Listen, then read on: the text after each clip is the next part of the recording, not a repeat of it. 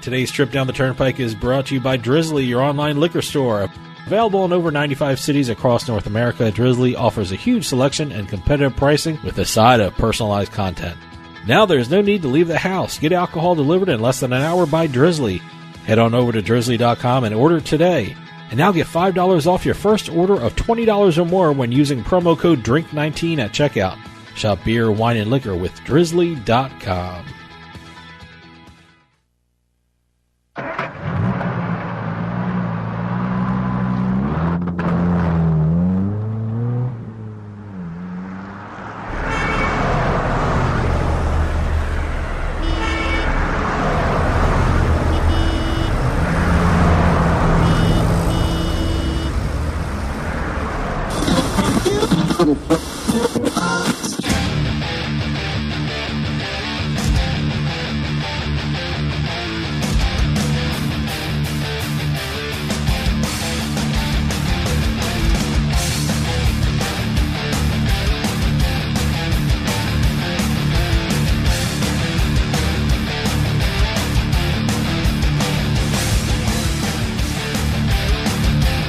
Welcome to Turnpike Sports. I am Dave Weishuttle, and as always, I am joined by my producer and co-host, Doug Weishuttle. Doug, did you love that Kentucky Derby or what?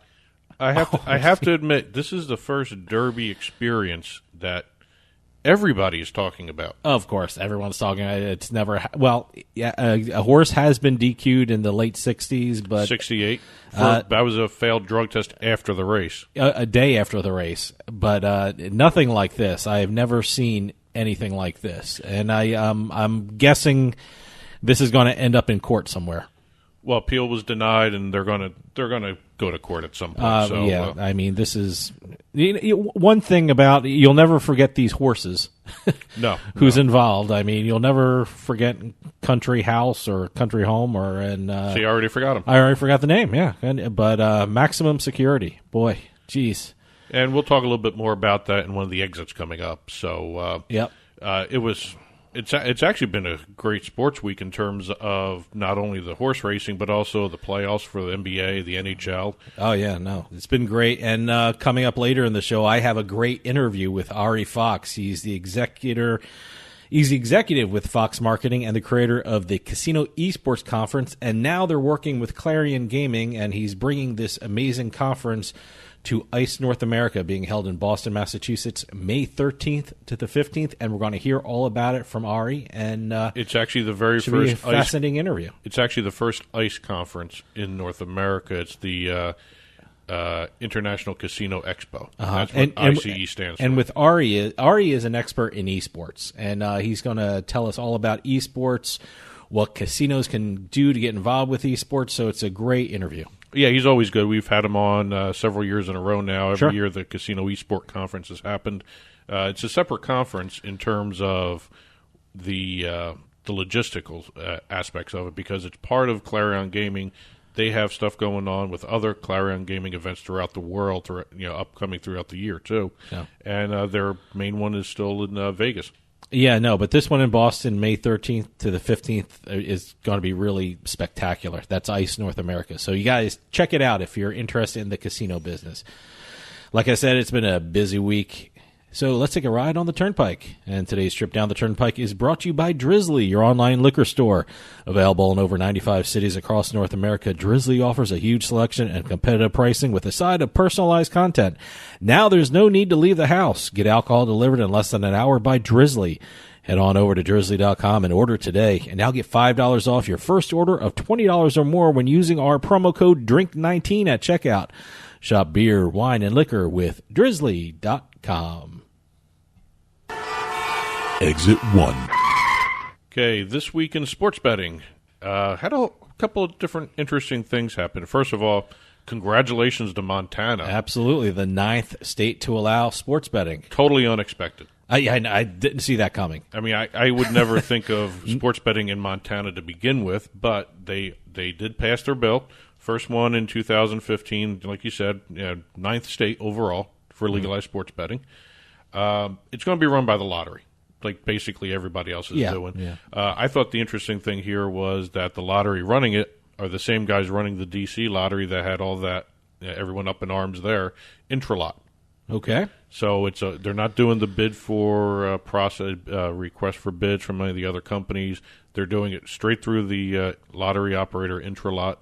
There's even a clause in there for possible mobile sports betting down the road. That's what I was going to ask. It seems like mobile's the way to go if you want to make any real money, and if you're a state and you want to make real money, that's the way to go. Oh yeah, but what's the stat now? New Jersey, it's like 80%. 80% of the profits from sports betting come from mobile. Yeah. So you got to have mobile, and I think New Jersey's showing the way. I know Pennsylvania and New York are at some point going to have mobile sports betting. I think Pennsylvania's coming up pretty soon, as a matter of fact.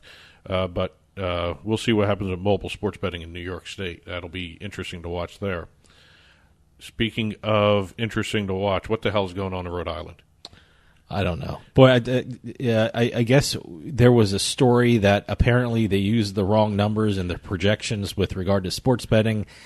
And now something's happening with they're going to change the numbers, or what's happening? They've already downgraded the amounts they're expecting from sports betting almost by half, if not more. Sure. I think they went from 40 million expectation to 15 million. Mm-hmm. They supposedly, when they made the budget and when they made up these projections, they, according to them, relied on the wrong numbers that were provided to them. It's turning into a kind of a weird battle between there. And now you have a lawsuit being brought to stop sports betting, because it was implemented the wrong way. It should have. They're alleging it's unconstitutional. Because why? They want it as a referendum, and the voters can decide that, and that's why they're saying it's unconstitutional, because there was no referendum. Is that what's going on? According to the way it was implemented, if Rhode Island government felt that it was already implemented through the approved voter referendums in 2012 and 2016, it was already covered. Okay. So they didn't have to do any kind of amendments. So this lawsuit wants another referendum? Yeah, they want to bring it. They wanted to stop. And also, there's talk that this is partly because of the guys are against mobile sports betting. Okay. So they're trying to stop that. Yeah, this is weird stuff. Yeah. Speaking of weird, I guess. By the way, I don't think that has any chance of working. No, I don't think that lawsuit's going to go anywhere. No, but speaking of weird, I guess this is weird. I think this is part of what's going to end up being a money grab for the NCAA. Mm-hmm. They've reversed their field, and they are now allowing championship events to happen in legalized sports betting states. Well, they have to. First off, all of a sudden, Nevada is becoming such a hotbed of sports. New stadiums being built, some pretty good, very, very good college teams, UNLV and things like that. So it makes no sense for them not to have the Final Four there, or the Final Four in New Jersey in the Meadowlands. Let me tell you another thing. You're looking at Tennessee. The draft was just in Tennessee. Yeah, Nashville. Tennessee has mobile sports betting. Yep. They just passed that. But not only do they have the draft, there's talk of a Major League Baseball team now expanding to. I was just reading that this morning. Okay, well, that should be interesting. So, Tennessee's going to become another hotbed. They've got the sports betting thing. I don't think you're going to have the ability to have an NCAA tournament without having it being in I mean, this was just one of those things where the NCAA had to do. I mean, they're going to be cut out of some major markets. I mean, there's nothing like, going to the Meadowlands in New Jersey and seeing a Final Four, of NCAA, or going to Vegas and seeing a Final Four game. It should be it's the way it should be. Yeah. And speaking of having to do this, NASCAR just did a deal where they are going to be developing an official NASCAR gaming betting product, I should say. Okay. You want to say gaming, that's fine too, but it's a gaming offering for legal sportsbook. They're creating a sports betting game. Okay. Them and Genius Sports, it's they're planning on creating an advanced live betting product. And again, fan engagement's the key phrase here. No longer integrity fee, it's fan engagement. That's key. So, fan engagement. Yeah. So now, wait a minute. Is this going to be like? I think the big thing in sports betting now is the in-play sports betting. This will be in-race sports in betting. Race. So while the race is going on, you'll be able to bet while the race is going on. Here, right? This is the description. They're going to create a real-time gaming platform that provides up-to-the-minute odds and a suite of traditional wagers and prop bets. It's going to be during the races. and they're hoping it will keep engagement in the races going because, the way it is right now, you bet on the podium finish or the guys finishing, and a lot of people don't watch the race. Yeah, this screams of mobile. Is this mobile? We will see. Okay, so that's up in the air now, but so it just seems it's got these in play things. I mean, almost have to be mobile. Unless you're going to spend the entire day in a sportsbook. If you're watching a game at a legal sportsbook, the time it takes to stand up, walk over to the window, place the bet. The thing you're betting on probably occurred, and you're probably not allowed to bet on it. So this almost has to be instantaneous of the mobile. Well, it's probably going to be mobile to begin with because that's the easiest one to do. So it could be for both, though. You never know. Exit 2. Going over to the esports realm, we have a brand new league being announced by Activision, the Call of Duty eSports League. It's brand new, and the reason I'm doing this story, this tells you how big esports is becoming for companies now, because Activision announced this, what I'm going to talk about right now, during their conference call about their quarterly earnings. Wow. They led off their quarterly earnings conference call with this announcement that they have awarded 5 teams for the Call of Duty esports leagues that hasn't even launched yet. Well, look, esports is big business. I mean, that's why it's so great that Ari Fox came on from the Casino Esports Conference, and he just knows everything there is to know about esports. And, it's such look, let's be honest, it's a moneymaker for a lot of businesses. Well, listen to the cities they gave. They did the right cities.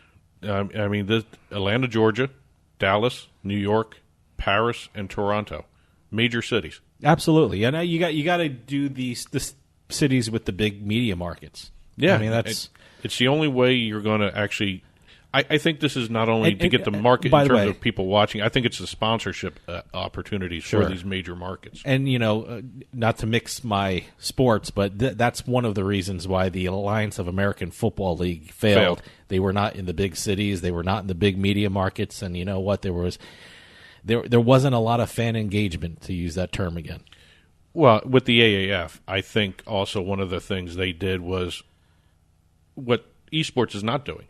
They brokered time, the Alliance of American Football and TV. Esports is approaching it the way the XFL is. Yeah. They're selling the rights, and they're getting these things sold through Twitch, through whatever. People are sponsoring the streams that you're watching on the screen, and they're letting other people pay. So they're not actually wasting their money to get these things up self-produced. And to my point, they're paying because they're in major markets. They're in Atlanta. They're in New York. They're in Paris. Connected. They're Toronto. Yeah, no, that's... The planning aspect of what they're doing is more important than actually getting the league launched ahead of schedule. I mean, I know the AAF tried to beat the XFL to launch, and that was part of the problem. But with esports, I think it's a combination of major markets and getting the major markets opportunity in terms of sponsorships coming in. And to bring up something else, Activision, is that the same brand that I grew up with? Pitfall Harry. Yeah, is that Activision? Is that the same? That's the same company. Wow, good for Activision. And they're also not just doing Call of Duty. That's what it is. Pitfall. Yeah, Pitfall Harry. They've got the Overwatch League as well. So they're really into the esports aspect of everything in terms of not only running the leagues, but getting the games involved, because they're using their games, because it's Blizzard. They own Blizzard, which actually puts out a lot of these other games that are part of the esports leagues. And speaking of crossing over, we have Complexity Gaming doing a total rebrand because of their owners, who are the Dallas Cowboys. So this is Jerry Complexity Jones. Gaming is Jerry Jones. Jerry Jones. All right. They're not changing their names. They're still Complexity Gaming. They're just rebranding everything to have a more Dallas Cowboy look to it. I'm thinking a star. They have some kind of star in their logo, a navy blue color, and a star logo similar to what the Cowboys have. Look at that. Huh? They used to have red and black. Okay. Now they're blue and white. That's a total rebrand. Yeah, and they're going to be. They even made mention of the fact that the CEO, when they made this announcement, he was always wearing a red tie. He now is wearing a blue tie that matches the uniforms that are going to be blue and white. Oh, okay. So this is from top to bottom. They're going to be having so everything will Complexity Gaming uniforms, remind us of the Dallas Cowboys, or is that? Are we going to see that? They haven't unveiled them, but they say they are doing that, and they also signed a 3-year deal with GameStop to be the naming rights for their new team headquarters, which is actually which seems a store that's in every mall. There's a gaming stop in Texas Stadium too. Well, that's them. Isn't there a mall in Texas Stadium? Well, that's part of Okay. That's where their headquarters are. They're part of the Dallas Cowboys Stadium. They're going to be all in that one big complex there. Complexity Gaming is now going to be there with Dallas Cowboys. Oh. GameStop is going to be there, all that. So I want to keep a lookout for it because I always pass GameStop in the mall. No, it's just another way you're seeing esports get into the mainstream markets. And I think Jerry Jones, hate him, love him, whatever you want, he is actually one of the forerunners to get this stuff into the mainstream markets. And I like seeing what he's doing, even if you don't like the Dallas Cowboys. Exit 3. All right, here we're going to talk Kentucky Derby here. Okay. This is, in some ways, it's a mess. In some ways, it's not. What happened By with the way, disqualification? this is how bad I am on horse racing. I place no bets on any of the horses involved. I didn't touch the race whatsoever. No. I didn't want to. It was interesting to watch, but boy, what a mess. But according to some of the sports books reporting, you're seeing $9 million being lost on this race by the books. Yeah. And see, my question is, every expert you hear on the news now is saying it was the right call, the right call. Sure, it's a right call. I think it's more of a timing of this call, because if everyone I'm hearing, this happens all the time, they just don't call it. Why do they wait till this time? Or it happens all the time, and if this race was in, the Meadowlands on a Thursday afternoon, the horse would have been disqualified. And if the purse was $40,000 or $10,000 something like or that. something So like that. I'm hearing everything from different sides. I'm hearing it was a right call, it's a bad call, it happens all the time, so you shouldn't let it happen, but it happens all the time, and it's disqualified all the time, so they did the right call. So it depends on who you talk to, who had money on it. See, I also, different opinions. I also think this is an effect or an after effect of legalized sports betting. I think this integrity stuff what is leading that. There was always betting in horse racing, so I guess, maybe people are more sensitive to it now. And let me tell you something. Everyone's complaining about the 20 minutes it took. I'd rather have them take 20 minutes and really examine it. I mean, if they took 5 minutes, they would have complained that it only took 5 minutes. It's better than that other DQ in the late 60s, which took a day. Well, the one thing, the 20 minutes is not a problem, because they should do it like what NASCAR does. Mm-hmm. When NASCAR's finished the race, really nothing becomes official until after the post-race inspection. Sure. And they've lengthened that from 15 minutes to 30 minutes now. So you may see more and more of this stuff happening with horse racing, but I really think they were doing this extremely carefully because of all this talk about sports betting, the legalized sports betting this was the first Kentucky Derby in the legalized sports betting era. Okay. And you've got this integrity issue, and quite honestly, if it wasn't an objection raised by the jockeys, I don't think you would have seen this happen. I'm waiting for a story. I haven't seen anything like that. How many bettors ripped up their tickets after the horse crossed the finish line? I'm just curious, because I know a lot of people, even before the race becomes official in every sports, in every racetrack, if they see it and they curse and rip up a ticket. Well, it was a very successful Kentucky Derby. Churchill Downs released the numbers. People bet over $165 million on this year's race. It's an increase of 10% from last year. Okay. Total wagering. Yeah, I'm hearing that was it twinspires.com, they're refunding bets placed on up to $10 on maximum security, right? Yep. Okay. So I guess that's the right thing to do, but you have to. Yeah, I mean, it's going to be interesting to see what happens with the appeal. The other thing I thought was interesting with the Derby this year, it was the very first Derby that had a Japanese bred horse. I'm surprised at that. I'm very surprised at that. Well, I think it has to do with I'm surprised about a lot of things about this Kentucky Derby. So I shouldn't be shocked. I think that had something to do with the fact that the Derby opened wagering in Japan for the first time, too. Oh, okay. So they have a Japanese-bred horse, first time for Japan, Japanese betting. Wow, what a first year for Japanese betting. $4.1 million. To see something like that happen, that disqualification. And Master Fencer was the Japanese horse. He finished 6th. Oh, okay. Or 5th. I don't know. Well, yeah, I'm like, or was he 7th? I don't know anymore. So. But they had some interesting. Can you imagine putting a couple bucks on Country House? Was it 65-1? How about if you put a couple bucks on all of them? Man, they also got to do something about the number of horses running too. That's too much. Yeah, that's too much. Also, attendance for the Kentucky Derby was down, but I think that had more to do with the rain than anything else than the field of horses there. It was only down 4%. 150,000 people were there, and the weather was terrible that day. It was absolutely terrible. And just last little note on the betting aspect of it. Total for the 14 race card, 14 races were held that day. The total amount wagered was just under $251 million. It was up 11%. Wow. So they did well on the betting side.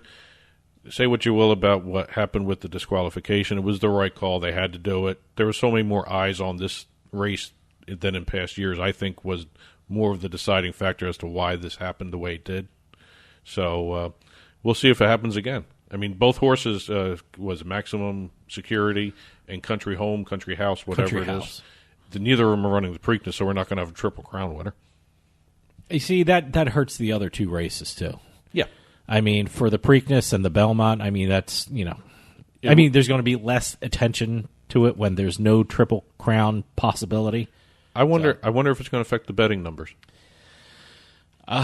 Boy, I don't know. Yeah, I wouldn't be surprised if it was down a bit, but then again, look how much publicity this is getting. Look how much interest this is getting. I mean, certainly horse racing didn't need this black eye, but it's I wonder if, is it really a black eye? I don't know. Is it the old maxim? Any publicity is good publicity? I don't know. See, they raised, but I'd be curious to watch it. I'd be curious to see how, if jockeys changed their way of doing things. I mean, the jockey in the Kentucky Derby said, the horse was spooked and he tried to move it over. But it should be interesting to see. I wonder if they're going to have to change either the objection or the inquiry procedures now because of what's going on with everything. But I'm one of the few people who thought it worked well. I thought it was 20 minutes to get it right. Take the time, yeah. Unless you tore up your country house ticket. Yeah, right. Exit 4. Okay, we have the very first artificially intelligence created sport. Okay. Now, the digital product agency AKQA, Ace King Queen Ace. That's how I'm going to refer to it for this. AKQA? Yeah. They taught an artificial intelligence machine to create a sport, and they fed it data from 400 existing professional sports. So they gave data which reflected the most interesting and compelling things about other sports and said, create a sport that has mass appeal. Is that what they're doing here? The way you said it is not the way they did it. Okay. Completely. They basically fed the rules and statistics and all the data.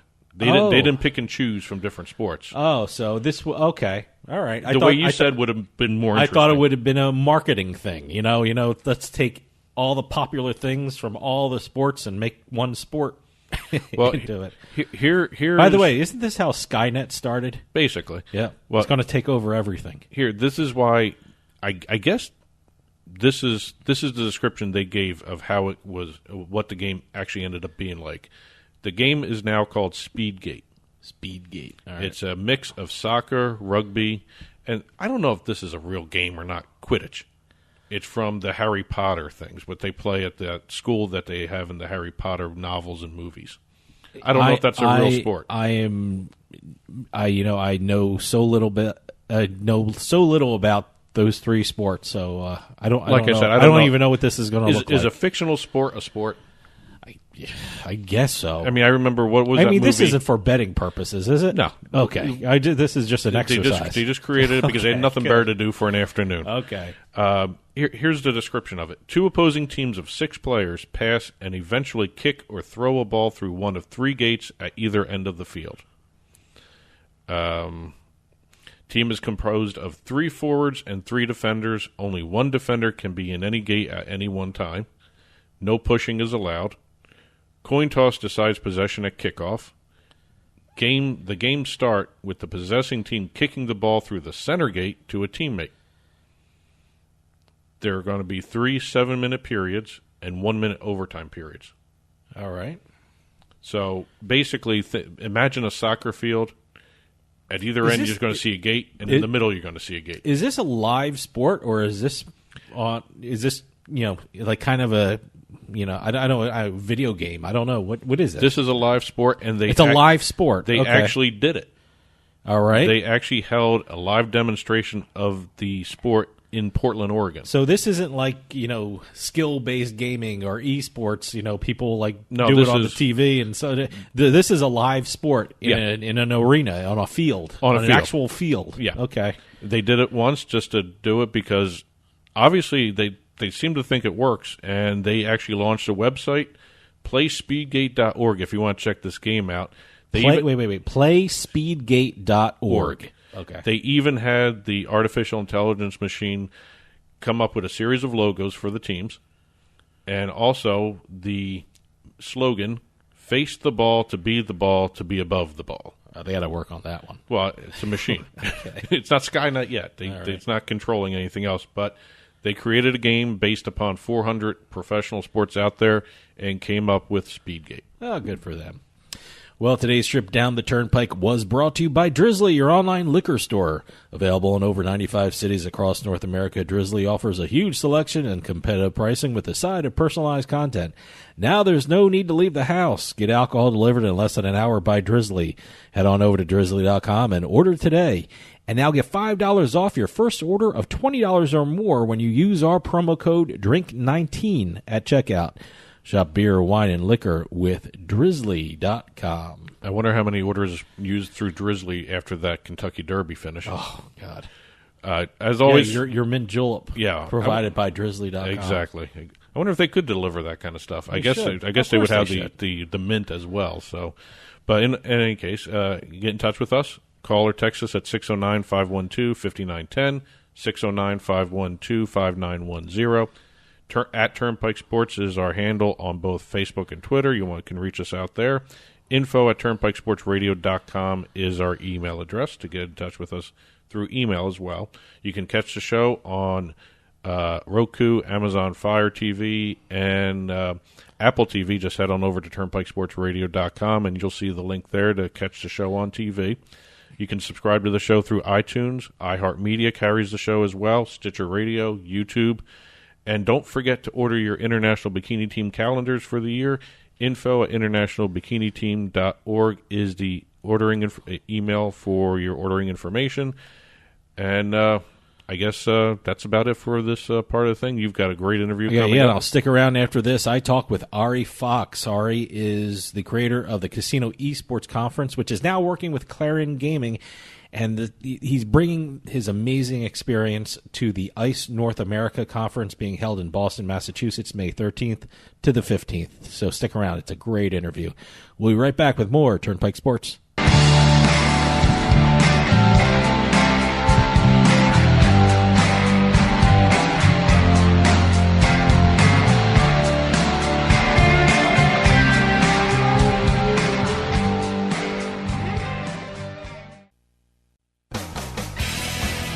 Hey, this is Dave Weishottle from Turnpike Sports with this week's Bet Flash. Sports betting has officially become legal in Montana. Last week, Governor Steve Bullock signed a bill into law making Montana the 9th state to make sports betting legal and the first one in 2019. The new law authorizes the state lottery to conduct sports betting activity in the state. The NCAA has reversed its position of not allowing states with legal sports betting to host championship games. Last week, the Board of Governors voted to rescind its policy, which will now allow places like Nevada and New Jersey, as well as other legal sports betting states, to host NCAA championship events. The disqualification at the Kentucky Derby not only costs maximum security a win, but it costs gamblers a lot of money. It is estimated that people who bet on maximum security lost approximately $9 million. TwinSpires.com, which is the online betting service owned by Churchill Downs, said it will refund bets up to $10 that were placed on maximum security. A very costly race. From the seaside to the desert, from the betting lines to the sites online, Turnpike Sports has got you covered. And be sure to follow us on Twitter at Turnpike Sports. New Jersey's sports betting market has exploded, and there's so many places to bet it can make your head spin. But PointsBet.com is the one online sportsbook you can't afford to ignore. PointsBet.com has everything a person would want in a sportsbook. Spread betting, moneyline betting, prop bets, you name it, you'll find it at PointsBet. Daily promos that can't be beat, odds boosters you won't find anywhere else, early payout promos, it's all at PointsBet.com. You can bet from anywhere in New Jersey using your mobile device. And now there's even a better reason to sign up with PointsBet.com. Go to PointsBet.com and sign up using our promo code PIKE, that's P-I-K-E, and you'll get 2 risk-free bets up to $1,000. PointsBet is the preferred sportsbook of superstars Allen Iverson and Darrelle Revis. They even have the Revis Betting Academy hosted by Darrelle Revis himself. So sign up today at PointsBet.com using our promo code PIKE and start having some real fun. That's promo code PIKE, P-I-K-E. PointsBet. Stay sharp. Must be 21 years or older and in New Jersey to place a bet. Terms and conditions apply. Gambling problem? Call 1-800-GAMBLER. How would you like your coffee delivered right to your door every month, maybe 2 times a month? Well, now that can happen with Bean Genius. Bean Genius sells freshly roasted coffee from some of the best independent coffee roasters in the country at beangenius.com. And Bean Genius actually learns their customers' individual taste preferences, then suggests future coffee blends for them. Well, how do they do that? Well, this is the cool thing about Bean Genius. Over at beangenius.com, they use an algorithm which learns the coffee flavors you like and then pairs up what you like with the coffee that they have in stock. And it's all based upon you. Every time you order, the system learns. The system learns your preferences as you go along and order more and more coffee. And now, all our listeners at Turnpike Sports can get a special offer. You head on over to beangenius.com/subscription, and you'll be able to get 10% off your purchase when you use our promo code PIKE, P-I-K-E, at checkout. That's 10% off at beangenius.com/subscription with promo code PIKE, P-I-K-E. beangenius.com, the smart specialty coffee subscription service. I'll bet you $20 I can get you gambling before the end of the day. No way. I'll give you 3-to-1 odds. No. 5-to-1. No. 10-to-1. You're on.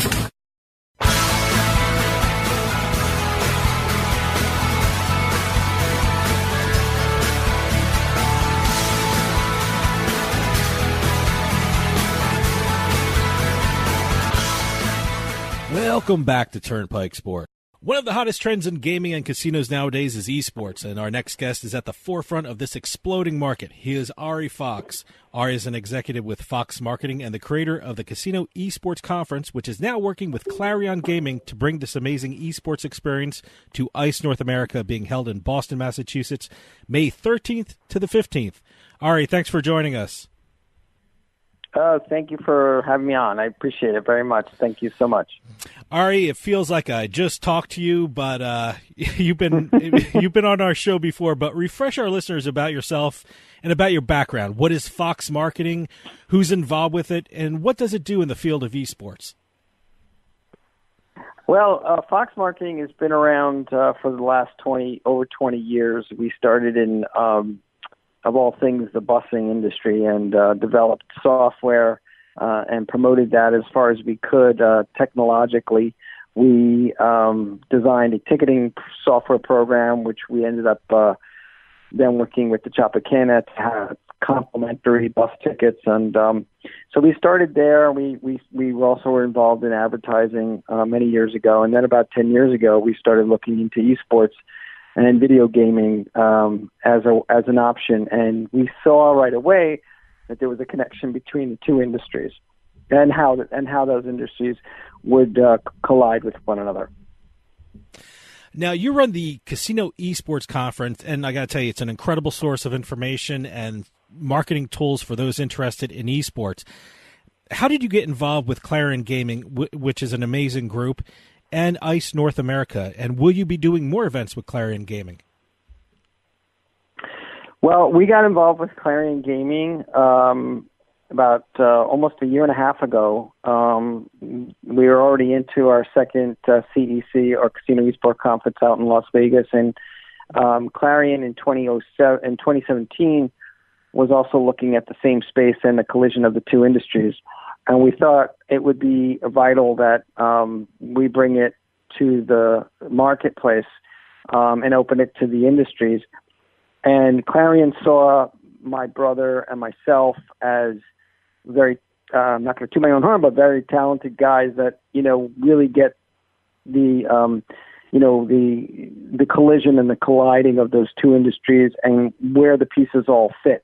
And so the answers and the vision of, not only what we know as esports, and that involvement of that community connecting to the casino community is just the tip of the iceberg of what we're really looking at. I mean, we're going to be expanding the CEC over the next few years to include everything that is an all-inclusive experience for millennials and Gen Zers that pretty much will be very sci-fi, tech-driven, augmented reality kinds of things and virtual reality kinds of things that really can bring people back, or the younger people back, time and again, so that they have this really incredible experience. And Clarion got involved with us because they came to our event last year.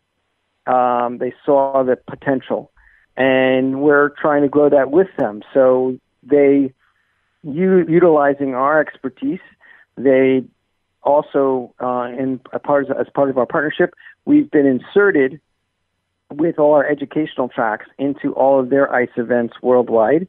So the International Casino Expo, which is held now, one is going to be in Boston in the next few weeks, and then we're having another one in Amsterdam, which is IGB Live, and then another one in Africa in October, and then we'll be back in London in February. But the CEC is getting involved in all of that. The CEC is also main event is the September 4th and 5th, so after Labor Day weekend in Las Vegas. So we're very busy guys, really just trying to bring esports and technology to the casino world so that we are ready and prepared for the next generation of people to come and visit the doors online and also in the brick and mortar.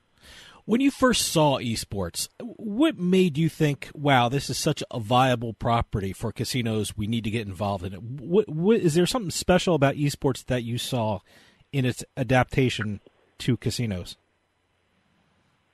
Well, casinos, it's an indoor activity. Let's start right there. And so is esports. That's also an indoor activity. But it's almost as if you couldn't, there's always traditional sports like baseball, football, etc. And you couldn't bring any of those into a building, to have that, to have a competition in a skill-based way. And it's very skill-based. So it basically lends itself to copying what is actually out there in esports that's happening as a professional esport on the esport level. It lends itself to having these events inside the casinos themselves because they have the facility, both online and also in brick and mortar. So they have all the facilities they need. They have a lot of the audiovisual stuff, and it's a great experience, I think, for people in esports to not only come to a casino and play there, but also the fans that come and watch the tournaments. Everything's there: hotels, food, and a lot of the extracurricular stuff, pools, nightclubs, other things. So it's all part of this bigger picture that's evolving from esports. But esports is sort of, like I said, the tip of the iceberg. It's just the beginning of I call it the incarnation of the new casino, or integrated resort as it's called now. Esports really seems to be growing in popularity. I know amazing things are happening in Europe and Asia. But with regard to esports in the United States, lay out the scene of what's happening in the U.S. in the United States. Well, we know that the Kraft family bought an Overwatch team, and I think there's an Overwatch team in L.A. Or is it League of Legends? I'm not sure. One of them, but I think it's Overwatch. Yeah, I'm pretty sure it's Overwatch. So there's this expansion of the people who make those games, publishers, to promote it on that professional level. And what we don't see, because we're in a different world, sort of, is that these players that play have fan bases that follow them. And eSport players, just like any other athletes, have people who watch them on Twitch, and sometimes, get a chance to play with them live sometimes as like a promotional kind of thing. But there's a whole sort of sub community that still exists, but it's getting more and more mainstream. I mean, it is mainstream. We're talking about it every day. Esports is being talked about every day. And I would say it is mainstream because a lot of the actual professional sports as we know it, the traditional guys, like the Mavericks bought a team. Like I said, the Kraft family bought a team. The team in trying to think of the basketball team that also bought a team. And NRG is the name of the esports group that bought San Francisco. It's the Shock. They're called the Shock. Okay, yeah. But they're owned by the same guy who owns the basketball team, Andy Miller.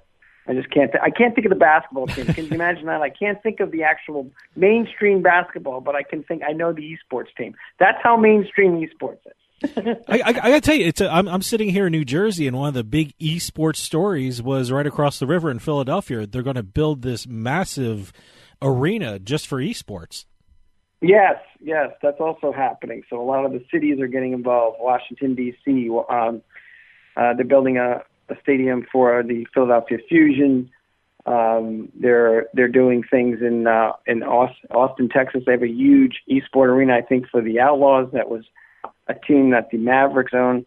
So there's a lot of this government getting involved in esports because that attracts more people from outside. Just like, when you have a baseball stadium and you have a visiting team, the fans from the visiting team come. I mean, how often do you have where the Baltimore Orioles are playing the Yankees and then all the Yankee players or all the Yankee fans come down to Camden, down to that park down there, and they occupy Baltimore and they spend money and they stay at the hotels and that's all part of the idea behind why these cities are now getting involved as well. Let me ask you something. The big story in the gambling world this year was sports betting. How do you see sports betting fitting into esports? Is it something that I know a lot of leagues are saying sports betting is a way for its fans to engage with the games being played in front of them?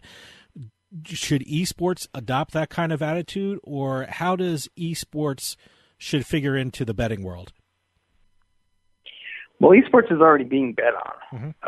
It's just right now it's in the shadows. It's offshore, places like Malta, Isle of Man, and these places are taking bets for esports. I think, from what I was told, about $2 billion was wagered on esports last year, and the sports. As the sports community, what's happened with that is that they have the sports community is bringing other betting that's been offshore into out of the shadows and into the light. That's going to eventually happen to esports too. It's going to really go down the same track.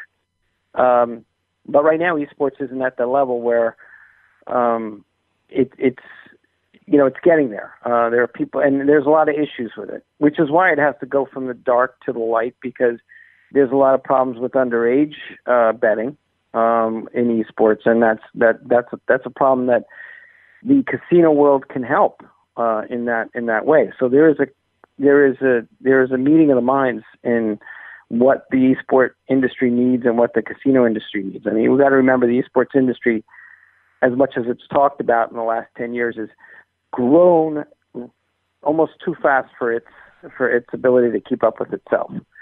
So it's about investment. It's about a lot of people that are getting involved, and it's a problem because it has to be addressed at some point, which it will be. Betting on sports offshore was also a problem when it was offshore, and that's going to have to also be addressed as well. It is being addressed, but I mean it's something that actually took its time to get there, but now it's there. I think it'll happen to esports as well. You know, one of the more interesting things about esports, and we had a couple guests on our show that were involved with esports with college teams, and I know there was just a Boardwalk, in Boardwalk Hall in Atlantic City, there was a college esports event there. How important is it for esports industry to get involved with the colleges and the universities and to compete at that level? For the casinos to get involved with that? Yeah. Well, obviously the casinos probably wouldn't go near it because it's underage. But betting on it is something else. I think the same problem exists for college esports as it exists for mainstream sports in college. I mean, there was lots of talk at the betting on the Boca event, SBC, this sports betting community that had in Meadowlands last week. There was talk about, how do you protect the integrity of college football, basketball, etc., when they're not paying the players. The colleges aren't paying those players. They're giving them scholarship, but there's, millions and billions of dollars that are being bet on their play for Final Four, for, bowl games and stuff like that in the football realm.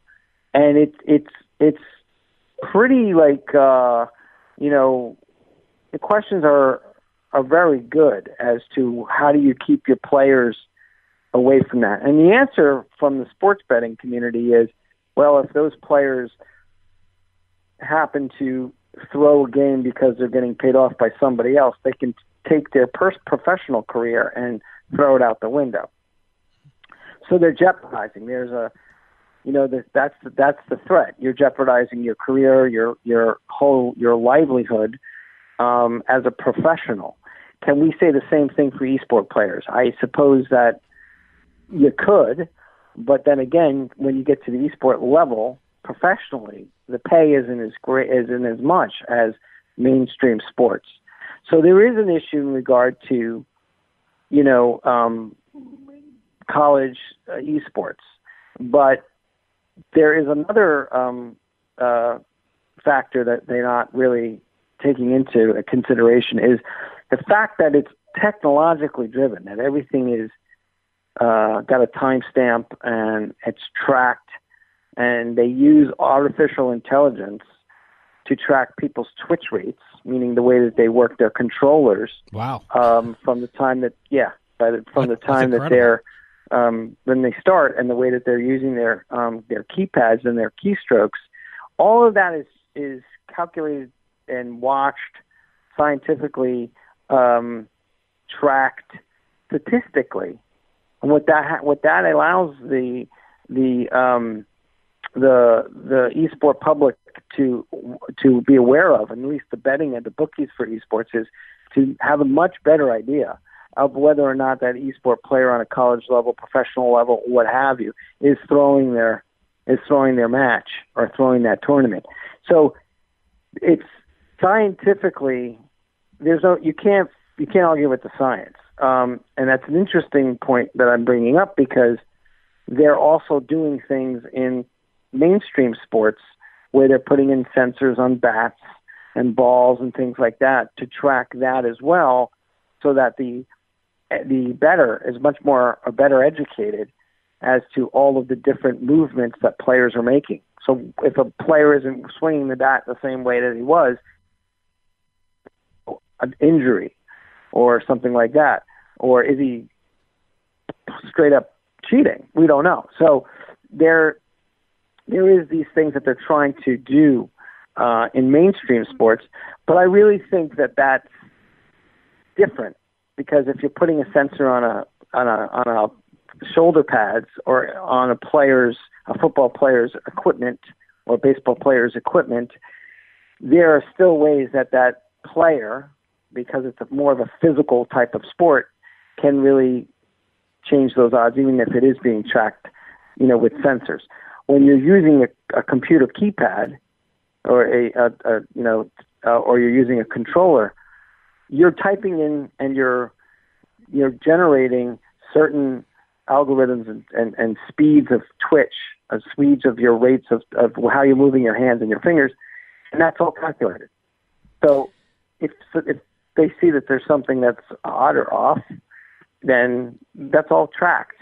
So that's how that, and as esports gets more popular, and there's more betting on it, that all of that can come into play. What I'm saying is that the science is already there. And actually mainstream sports has to catch up to what esports already has. Now, like I said before, you're one of the creators of the Casino Esports Conference, which is now working in conjunction with the ICE North America Conference being held in Boston, Massachusetts, May 13th to the 15th. Can you tell us a little something about the conference? Yes. ICE North America is it's really got a lot of things involved with it.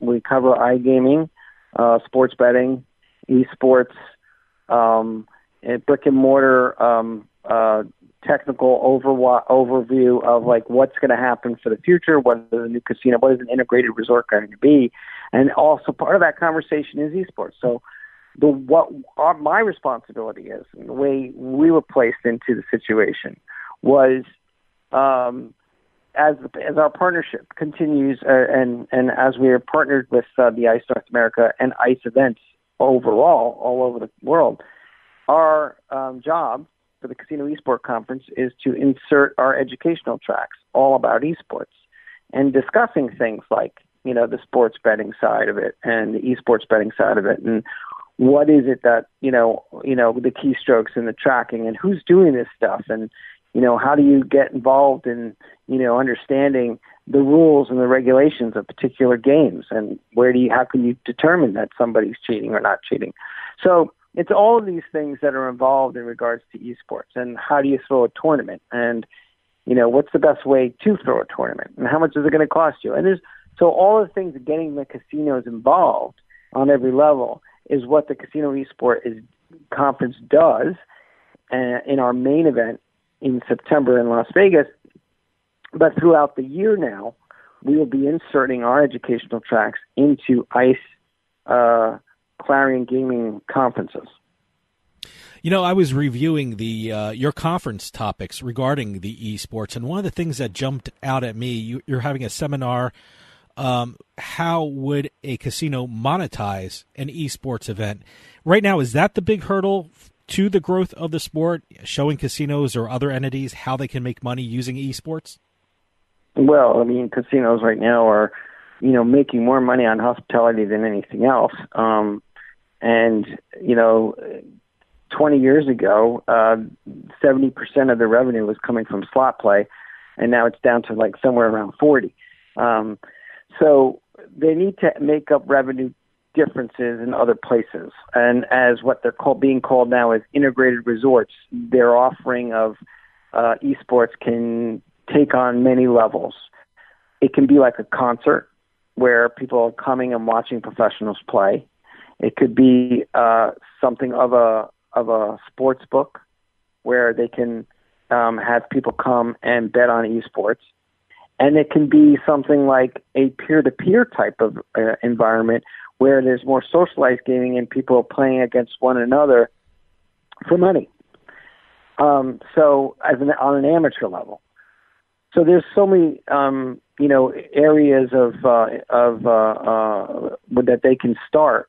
And so the question on where or how a casino can monetize esports isn't a very difficult one to answer. But it's a matter of them just understanding what is it that they want to offer. Do they want to offer current games that are out there right now that are popular and people play?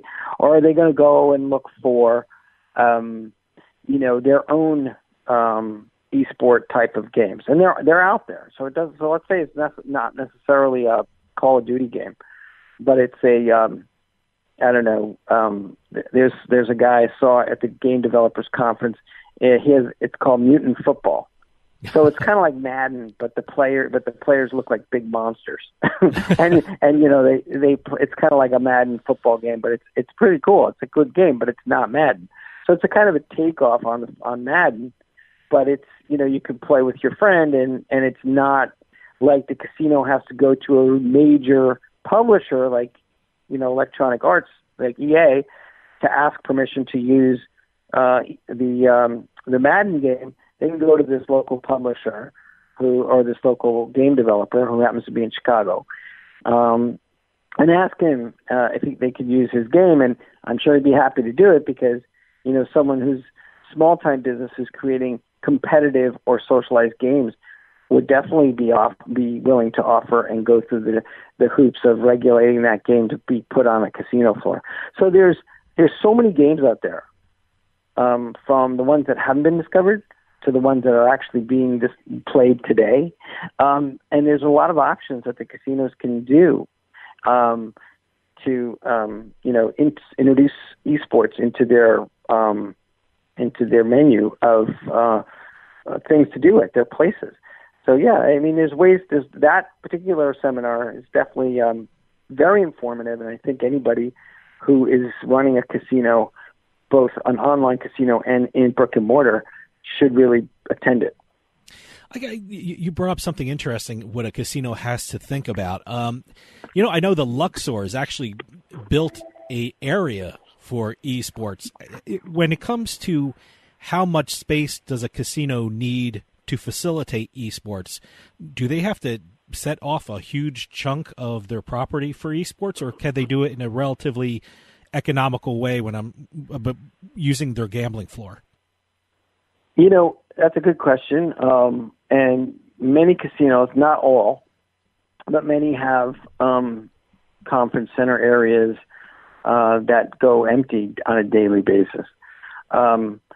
Just to section out a small area to begin it, as like a sort of lounge. I mean, this is what the Downtown Grand did in Las Vegas. They have an area that is exclusively set up for esports. It's not big. It's across the street, but it's part of the same campus as the Downtown Grand, and it's a place where they have local tournaments, and that's how you start in this industry, in the esports industry. It's really, if you don't want to bite, you don't want to bite off more than you can chew. You start small, and you build your local, community. For whatever games could be popular for that area. We have talks about this at the CEC, that there are certain areas of the country that have more popularity for certain games than others. So if you're more closer to a urban area, then you're probably going to do better with what they call the fighting games, like Street Fighter V, Tekken, Pokken, or Soul Calibur, any of those games that are Bandai Namco, which is the publisher that puts them out, or Capcom games. So those happen to be way more popular in urban areas. More rural areas tend to sometimes gear towards Call of Duty or CS:GO, which is Counter-Strike Global Offensive, Dota games. Dota is also an older title. So if you're looking for if you're looking for a more mature group, Dota is something that you might be considering. But, there's a lot of promotion, marketing that goes into it, and you got to know how to do that right, and you got to know your audience. So it's an issue of whether, it's like basically, dating a new girl. You got to find out what she's all about, her likes and dislikes. And that's what the casino has to think about. What are the likes and dislikes of the girl that I'm going to go out on a date with, and figure that out. Where do you see the future of esports in the next 5 years? Do you see it in more casinos? Do you see it more televised on more channels? What's the future for esports? Well, it's funny because the communities, or the people that watch esports, are millennials and Gen Zers mostly. And the reason why I bring them up is because many of them don't watch TV.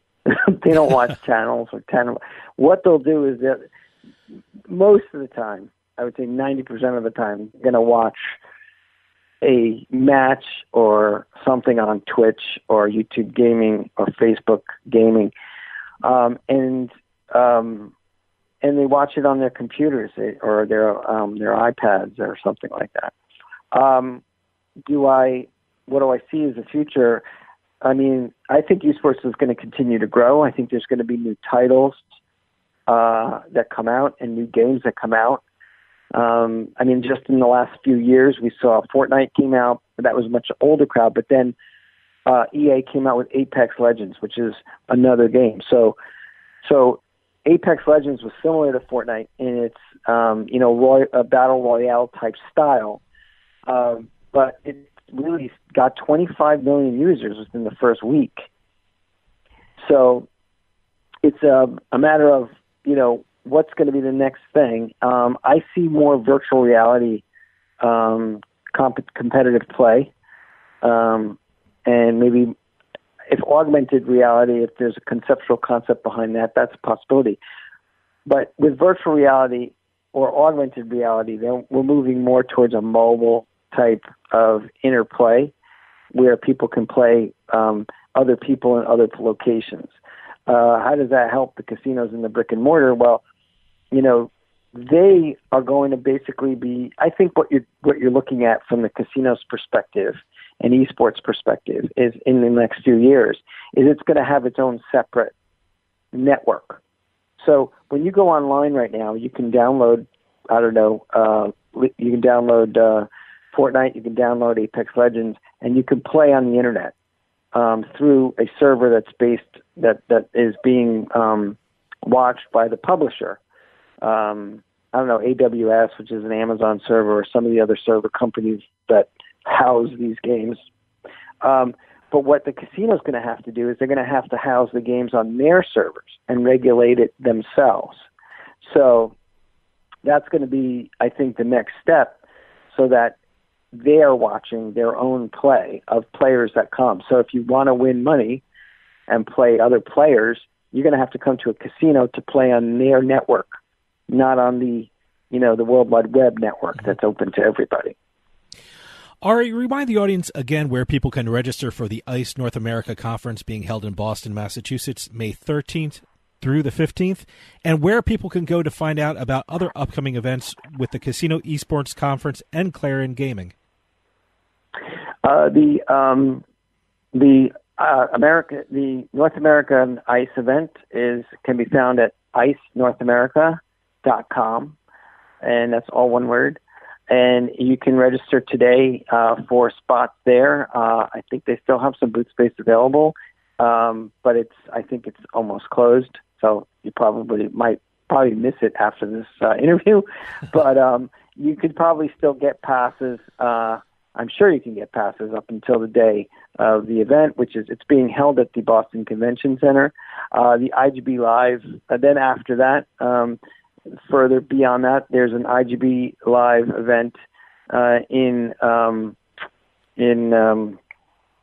Amsterdam, which I will have also eSport tracks regarding that's being promoted and sponsored by the CEC. Beyond that is then the actual Casino eSport Expo, which will be held at the Luxor in Las Vegas. That can be found at Casino eSport, CONF.com. No S with the eSport. So it's Casino eSport, CONF.com.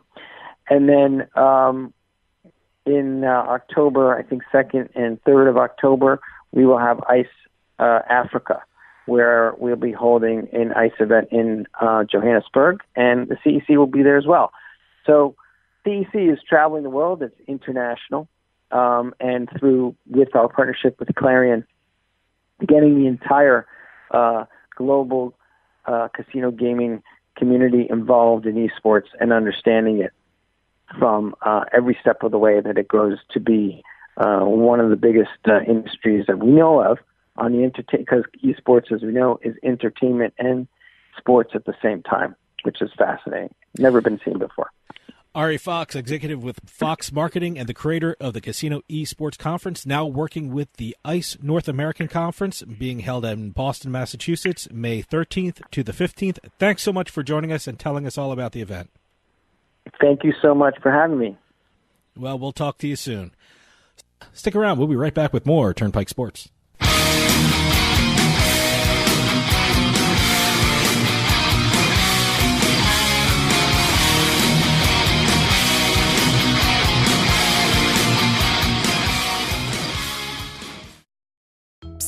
Yeah, you, come here. Haven't you heard? We don't need to hide anymore. Now, we can shop privately for adult products at adamandeve.com. They've got massage oils, lingerie, and lots more we can't mention here. Use offer code SPICE404. They'll give you 50% off almost any one item, 3 free DVDs, free mystery gift, and free shipping. That's 50% off, free shipping, and more. Private shopping starts at adamandeve.com. We'll get back to Turnpike Sports in a minute, but I want to talk to you about New Jersey's newest and I think best sportsbook, PointsBet.com. That's right, PointsBet has it all. Spread betting, moneyline betting, prop bets, you name it, you'll find it at PointsBet. And you can bet from anywhere in New Jersey using your mobile device. It's the only place with points betting where every point matters because every point pays. Now, PointsBet has one of the best sign-up offers in the state. Go to PointsBet.com and sign up using our promo code PIKE. That's PIKE, and you'll get a $50 bonus bet plus 2 risk-free bets up to $1,000. It's the preferred sportsbook of Allen Iverson and Darrelle Revis. They even had the Revis Betting Academy hosted by NFL great Darrelle Revis. So sign up today at PointsBet.com using our promo code PIKE and start having some real fun. That's promo code PIKE, P-I-K-E. PointsBet. Stay sharp. Must be 21 years or older and in New Jersey to place a bet. Terms and conditions apply. Gambling problem? Call 1-800-GAMBLER.